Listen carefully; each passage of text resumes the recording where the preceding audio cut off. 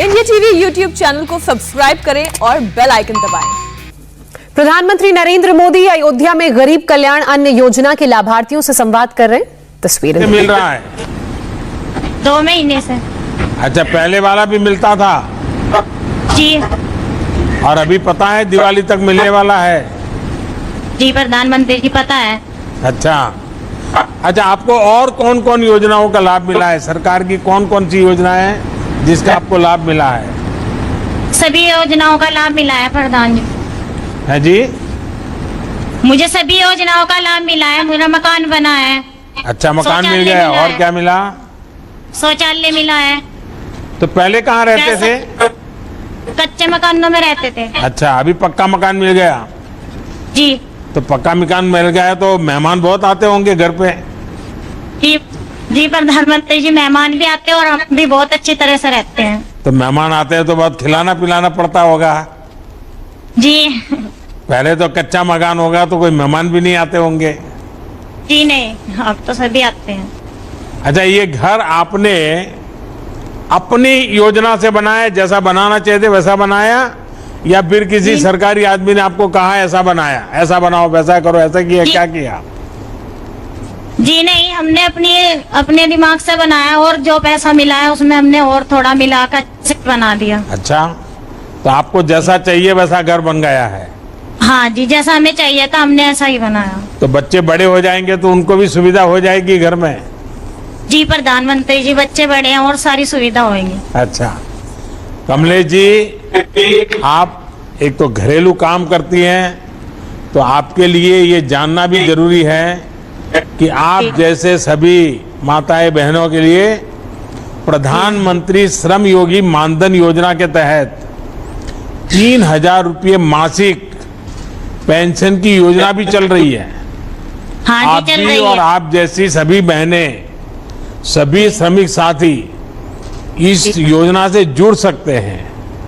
ये 60 वर्ष की आयु के बाद आपको बहुत बड़ा संबल देगी। जी प्रधानमंत्री। कमलेश जी, हमारी हाँ जी। कोशिश भी यही है कि हमारे नागरिकों को योजनाओं का लाभ लेने में कोई दिक्कत ना हो, किसी के आगे उन्हें विनती ना करनी पड़े, हाथ फैलाना ना पड़े। ये उनका हक है, उन्हें बिना किसी परेशानी के इन सारी योजनाओं का लाभ मिल सके। इसलिए योगी जी की सरकार और दिल्ली में हमारी सरकार दोनों बराबर काम कर रहे हैं। तो आप जैसों के आशीर्वाद बने रहे।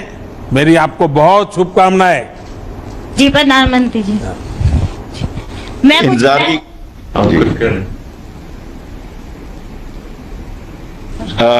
इंतजार की घड़ियां समाप्त हुई। मैं आदरणीय प्रधानमंत्री जी को आशीर्वचन देने के लिए आमंत्रित करता हूं।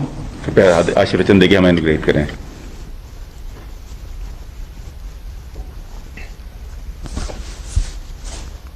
नमस्ते। आज आप सभी से बात करके बहुत संतोष हो रहा है। संतोष इस बात का कि दिल्ली से अन्न का जो एक एक दाना भेजा गया वो हर लाभार्थी की थाली तक पहुंच रहा है। संतोष इस बात का कि पहले की सरकारों के समय उत्तर प्रदेश में गरीब के अनाज की जो लूट हो जाती थी, उसके लिए अब वो रास्ता नहीं बचा है। यूपी में जिस तरह प्रधानमंत्री गरीब कल्याण अन्न योजना को लागू किया जा रहा है, वो नए उत्तर प्रदेश की पहचान को और मजबूत करती है। मुझे आपसे बात कर करके बहुत अच्छा लगा और जिस हिम्मत के साथ आप बोल रहे थे, जिस विश्वास के साथ बोल रहे थे और सच्चाई, आपके हर शब्द में सच्चाई निकलती थी, इससे मुझे इतना संतोष मिला। आप लोगों के लिए काम करने के लिए मेरा उत्साह आज बढ़ गया है।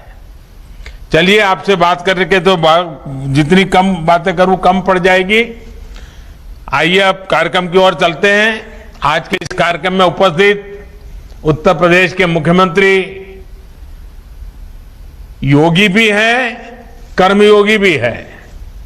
ऐसे हमारे योगी आदित्यनाथ जी, यूपी सरकार के हमारे सभी मंत्रीगण, संसद में मेरे सभी सहयोगी, सभी सांसद, विधायक, मेयर, जिला पंचायत अध्यक्ष और विशाल संख्या में उत्तर प्रदेश के कोने कोने में आज इकट्ठे हुए मेरे प्यारे भाई और बहनों,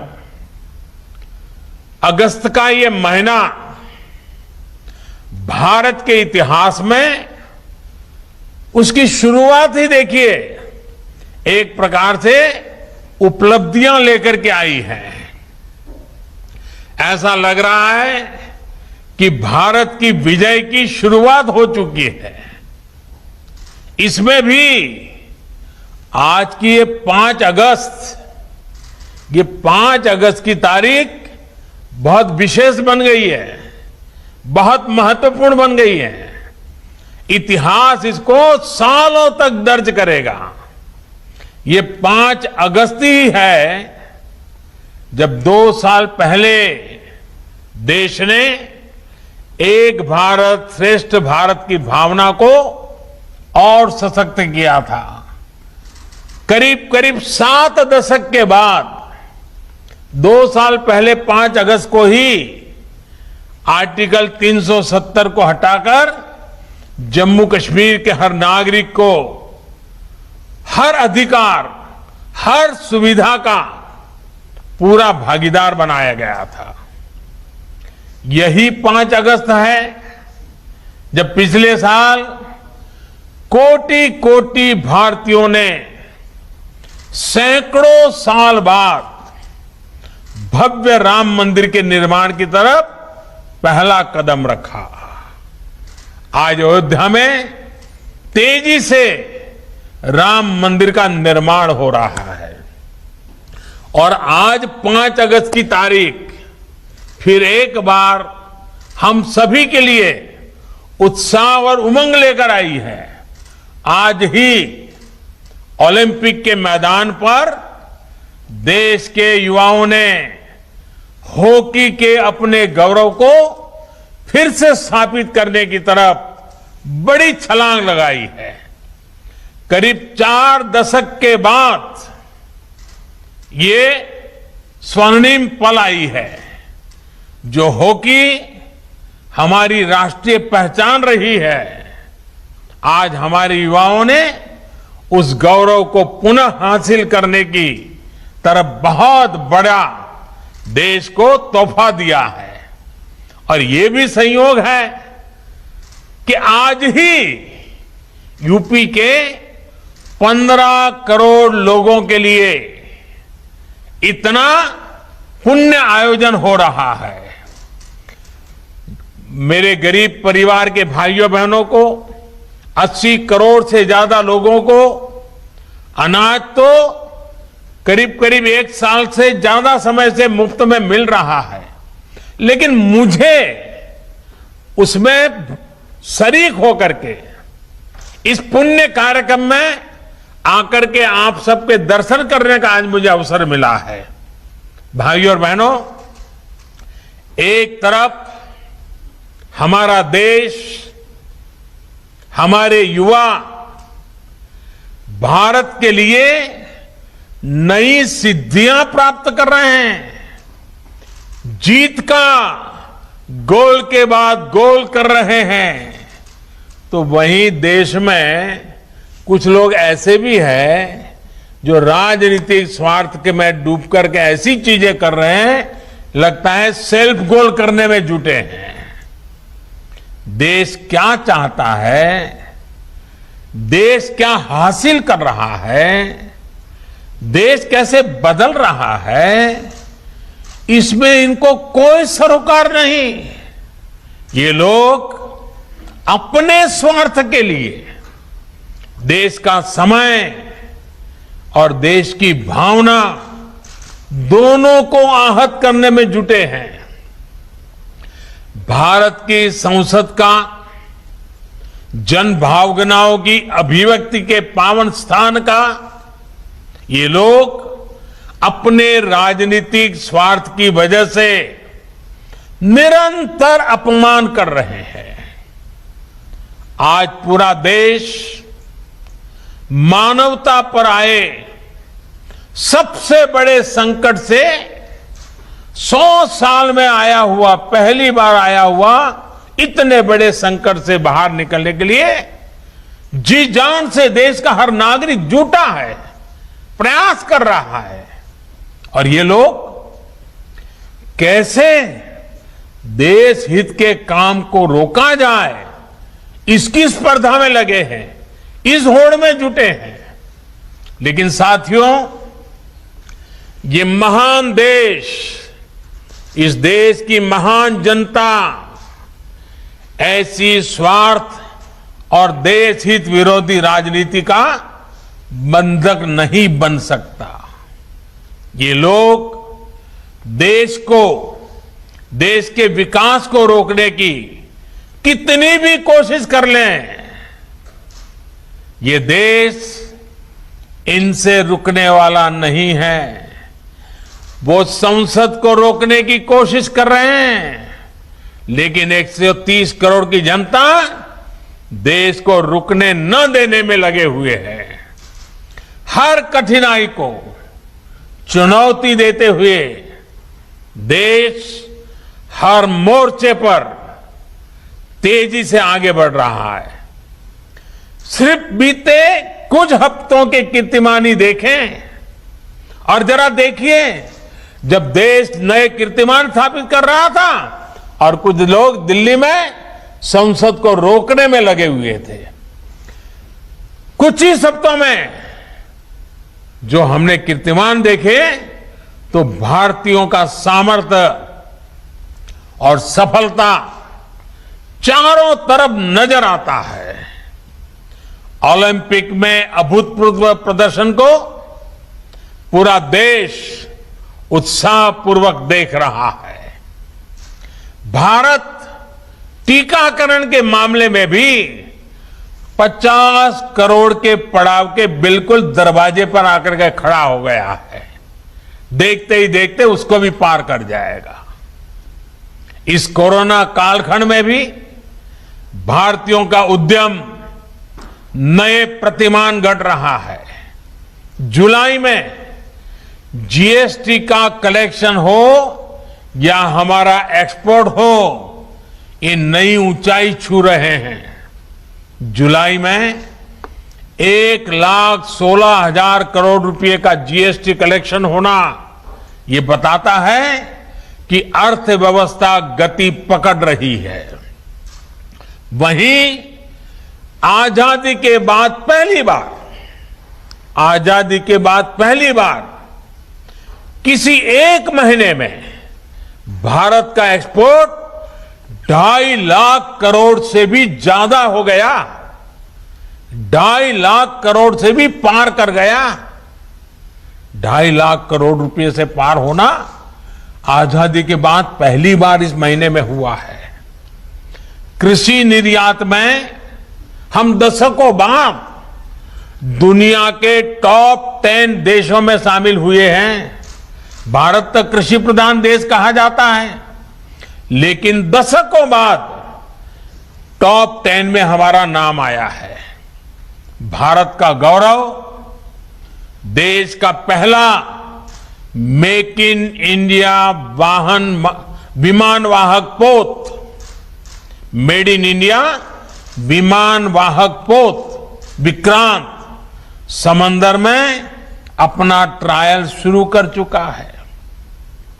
हर चुनौती को चुनौती देते हुए भारत ने लद्दाख में दुनिया की सबसे ऊंची मोटरेबल रोड का निर्माण पूरा किया है। हाल ही में भारत ने ई-रूपी लॉन्च किया है, जो आने वाले समय में डिजिटल इंडिया को मजबूती देगा और वेलफेयर स्कीम को बिल्कुल टारगेटेड और पर्पज को परिपूर्ण करेगा। साथियों, जो लोग सिर्फ अपने पद के लिए परेशान हैं, वो अब भारत को रोक नहीं सकते। नया भारत पद नहीं, पदक जीत करके दुनिया में छा रहा है। नए भारत में आगे बढ़ने का मार्ग परिवार नहीं, बल्कि परिश्रम से तय होगा। और इसलिए आज भारत का युवा कह रहा है, भारत चल पड़ा है, भारत का युवा चल पड़ा है। साथियों, इस कड़ी में योगी जी और उनकी सरकार ने जो आज का ये कार्यक्रम रखा है, वो और भी महत्वपूर्ण हो जाता है। इस मुश्किल समय में एक भी गरीब ऐसा न हो जिसके घर में राशन न हो, ये सुनिश्चित करना बहुत जरूरी है। साथियों, 100 साल का ये सबसे बड़ा संकट सिर्फ महामारी का ही नहीं है, बल्कि इसने कई मोर्चों पर देश और दुनिया की अरबों की आबादी को, पूरी मानव जात को अपनी चपेट में लिया है और वो एक सबसे बड़ी चुनौतियां पैदा की है। अतीत में हमने अनुभव किया है कि जब देश पर पहले इस तरह का बड़ा संकट आता था, तो देश की तमाम व्यवस्थाएं बुरी तरह से चरमरा जाती थी, हिल जाती थी, लोगों का विश्वास भी डिग जाता था। लेकिन आज भारत का प्रत्येक नागरिक पूरी ताकत से इस महामारी का मुकाबला कर रहा है। मेडिकल सेवाओं से जुड़ा इंफ्रास्ट्रक्चर हो, दुनिया का सबसे बड़ा मुफ्त टीकाकरण अभियान हो, या फिर भारतवासियों को भूखमरी से बचाने का सबसे बड़ा अभियान हो, लाखों करोड़ रुपए के ये कार्यक्रम आज भारत सफलता के साथ आगे बढ़ा रहा है। महामारी के इस संकट के बीच भारत ने बड़ी संख्या में रोजगार निर्माण करने वाले लोग और बड़े बड़े मेगा इंफ्रास्ट्रक्चर प्रोजेक्ट्स को भी रुकने नहीं दिया। मुझे खुशी है कि यूपी और यूपी के लोगों ने देश के सामर्थ्य को बढ़ाने के लिए कंधे से कंधा मिला करके काम किया।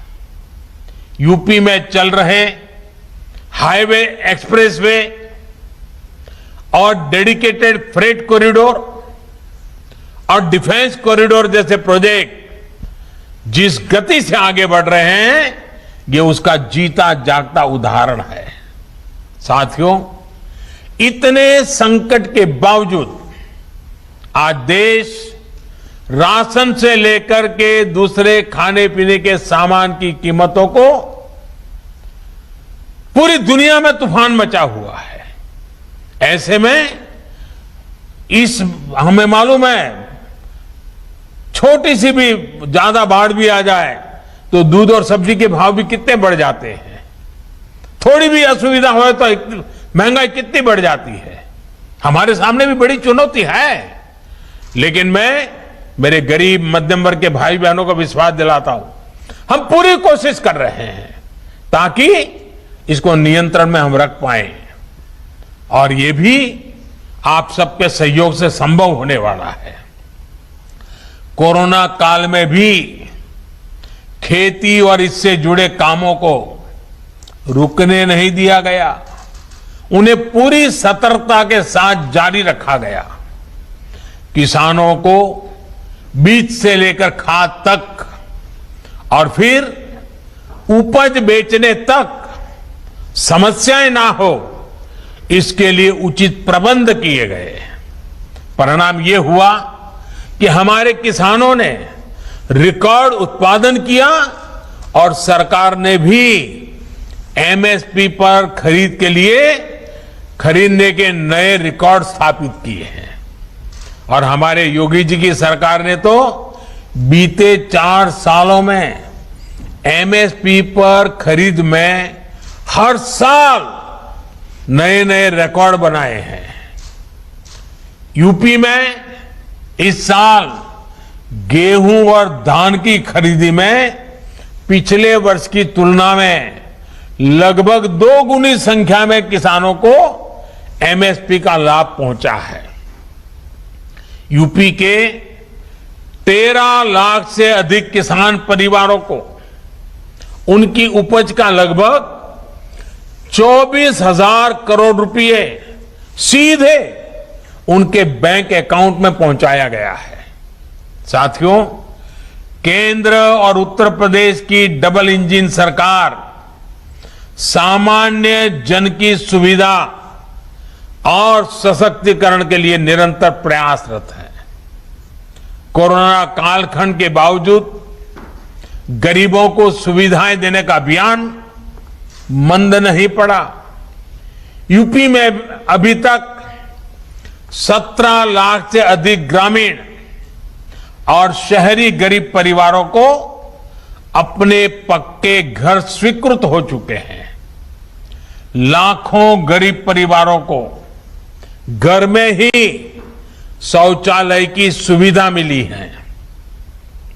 लगभग 1.5 करोड़ गरीब परिवारों को उज्ज्वला के तहत मुफ्त गैस कनेक्शन और लाखों परिवारों को बिजली कनेक्शन दिए गए हैं।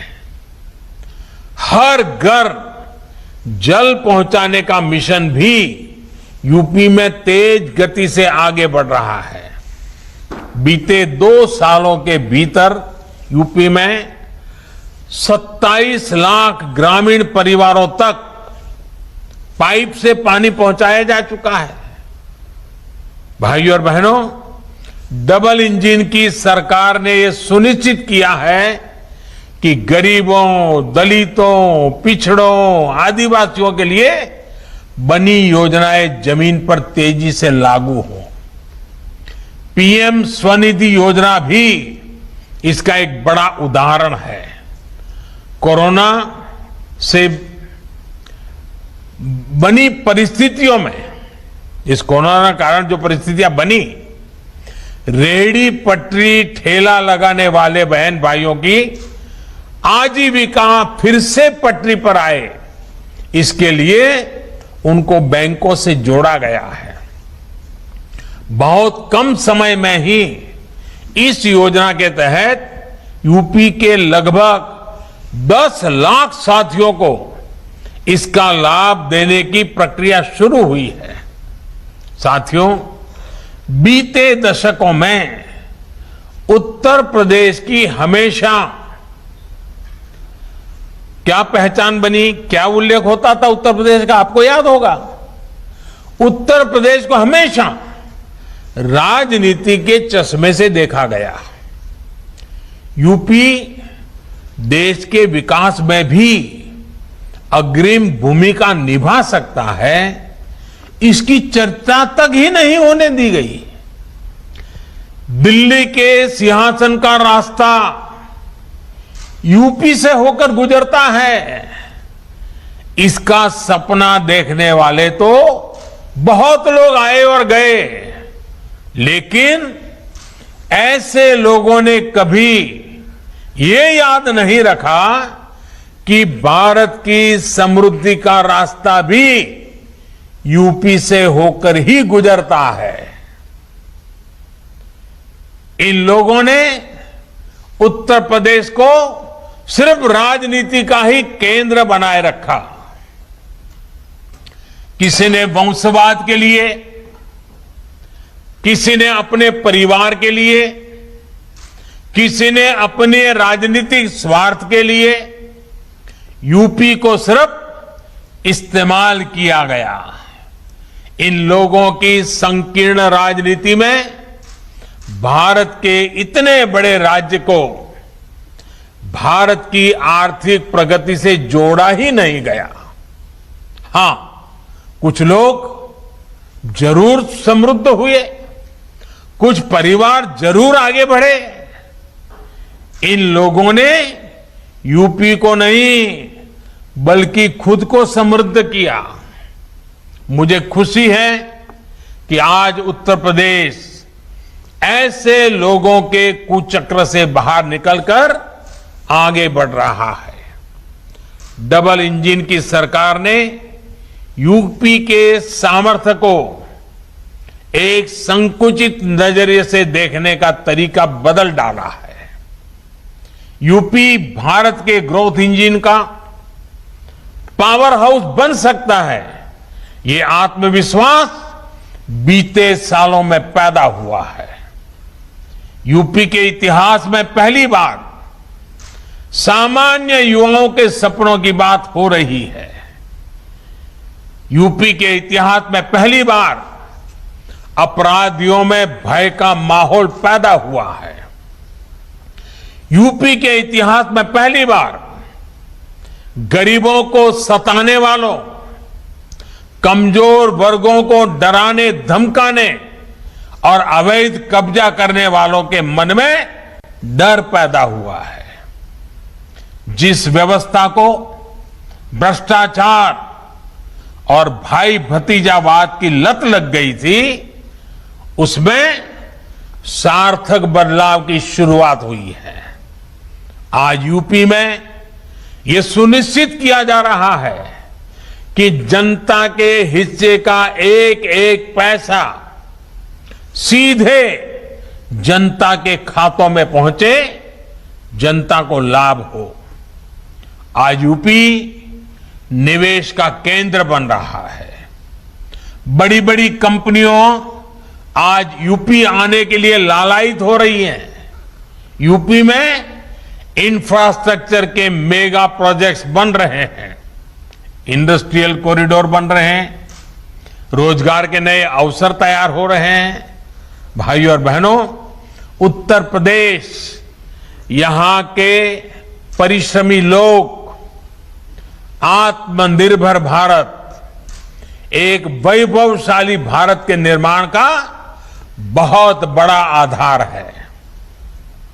आज हम आजादी के 75 वर्ष का पर्व मना रहे हैं, आजादी का अमृत महोत्सव मना रहे हैं। ये महोत्सव सिर्फ आजादी का उत्सव भर ही नहीं है, बल्कि ये आने वाले 25 वर्षों के लिए बड़े लक्ष्य, बड़े संकल्पों का अवसर है। इन संकल्पों में उत्तर प्रदेश की बहुत बड़ी भागीदारी है, बहुत बड़ी जिम्मेदारी है। बीते दशकों में उत्तर प्रदेश जो हासिल नहीं कर पाया, अब उसे हासिल करने की बारी आई है। ये दशक एक तरह से उत्तर प्रदेश के पिछले 7 दशकों में जो कमी रह गई, उसकी भरपाई करने का दशक है। ये काम यूपी के सामान्य युवाओं, हमारी बेटियां, गरीब, दलित, वंचित, पिछड़ों की पर्याप्त भागीदारी और उनको बेहतर अवसर दिए बगैर नहीं हो सकता। सबका साथ, सबका विकास और सबका विश्वास, इसी मंत्र के साथ हम आगे बढ़ रहे हैं। बीते समय में शिक्षा से जुड़े 2 बड़े फैसले ऐसे हैं जिसका उत्तर प्रदेश बहुत बड़ा लाभार्थी होने वाला है। पहला फैसला इंजीनियरिंग की पढ़ाई से जुड़ा है। इंजीनियरिंग और टेक्निकल एजुकेशन से जुड़ी पढ़ाई से यूपी के गांव और गरीब की संतान बहुत हद तक भाषा की समस्या के कारण वंचित रह जाता था। अब इस बाध्यता को खत्म कर दिया गया है। हिंदी सहित अनेक भारतीय भाषाओं में इंजीनियरिंग और टेक्निकल एजुकेशन की पढ़ाई शुरू हो रही है। आधुनिक टेक्नोलॉजी का उपयोग करते हुए बेस्ट कोर्स, श्रेष्ठ पाठ्यक्रम तैयार किया गया है। देश के अनेक राज्यों के संस्थानों ने ये सुविधा लागू करनी शुरू कर दी है। भाइयों और बहनों, एक और अहम फैसला है मेडिकल शिक्षा से जुड़ा। मेडिकल शिक्षा में अखिल भारतीय कोटे से ओबीसी को, पिछड़ों को आरक्षण के दायरे से बाहर रखा गया था। इस स्थिति को बदलते हुए हाल में हमारी सरकार ने इसमें ओबीसी को 27% आरक्षण दिया है। यही नहीं, सामान्य वर्ग के गरीब परिवारों के बच्चों के लिए भी जो 10% आरक्षण है, उसको भी इसी सेशन से लागू किया गया है। इस फैसले से मेडिकल प्रोफेशन में जो डॉक्टर बनना चाहते हैं, उस क्षेत्र में एक बड़े टैलेंट पूल को अवसर मिलेगा और समाज के हर वर्ग को आगे बढ़ने के लिए, बेहतर करने के लिए प्रोत्साहन मिलेगा। गरीब के बच्चे को डॉक्टर बनने का रास्ता खुलेगा। भाइयों और बहनों, हेल्थ सेक्टर में भी बीते सालों में उत्तर प्रदेश में अभूतपूर्व काम हुआ है। कल्पना कीजिए, 4-5 साल पहले अगर कोरोना जैसी वैश्विक महामारी आती तो यूपी की क्या स्थिति होती। तब तो सामान्य सर्दी, बुखार, हैजा जैसी बीमारियों तक जीवन के लिए संकट बन जाती थी। आज उत्तर प्रदेश कोरोना टीकाकरण के मामले में करीब 5.25 करोड़ के पड़ाव पर पहुंचने वाला पहला राज्य बन रहा है। वो भी तब जब राजनीतिक विरोध मात्र के लिए मेड इन इंडिया वैक्सीन को लेकर कुछ लोगों द्वारा भ्रम फैलाया गया, झूठ प्रचारित किया गया। लेकिन यूपी की समझदार जनता ने हर भ्रम, हर झूठ को नकार दिया। मुझे विश्वास है कि उत्तर प्रदेश सबको वैक्सीन, मुफ्त वैक्सीन अभियान को और तेज गति से आगे बढ़ाएगा और मास्क, 2 गज की दूरी के नियमों में ढील नहीं आने देगा। एक बार फिर से पीएम गरीब कल्याण अन्न योजना के सभी लाभार्थियों को मैं बहुत बहुत शुभकामनाएं देता हूं। और आने वाला समय तो त्योहारों का समय है।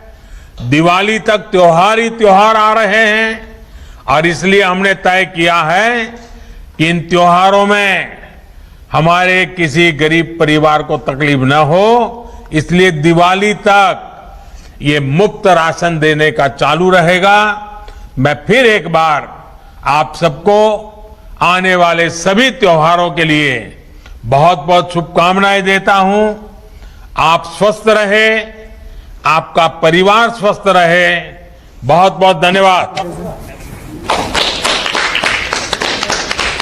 आदरणीय प्रधानमंत्री जी, अपने व्यस्त समय से तो प्रधानमंत्री संवाद कर रहे थे प्रधानमंत्री गरीब कल्याण अन्न योजना के लाभार्थियों के साथ। उसके बाद उन्होंने बहुत सारी और बातें भी उत्तर प्रदेश के संदर्भ में की। डराने धमकाने, अवैध कब्जा करने वालों के मन में अब उत्तर प्रदेश में डर है। किस तरीके से उत्तर प्रदेश सरकार काम कर रही है, इसके बारे में प्रधानमंत्री ने बातें रखी। गरीबों को लूटने वाले अब डरने लगे हैं। जनता का एक एक पैसा अब उसके खाते में सीधे जाता है। ये तमाम खास बातें जो प्रधानमंत्री के भाषण में आज रही। यूपी के इतिहास में पहली बार अपराधियों में अब खौफ दिख रहा है। डराने धमकाने और अवैध कब्जा करने वाले लोगों के मन में अब डर है आज के वक्त में, योगी सरकार के वक्त में। तो प्रधानमंत्री गरीब कल्याण अन्न योजना के लाभार्थियों से प्रधानमंत्री ने संवाद किया, उसके बाद फिर संबोधित भी किया।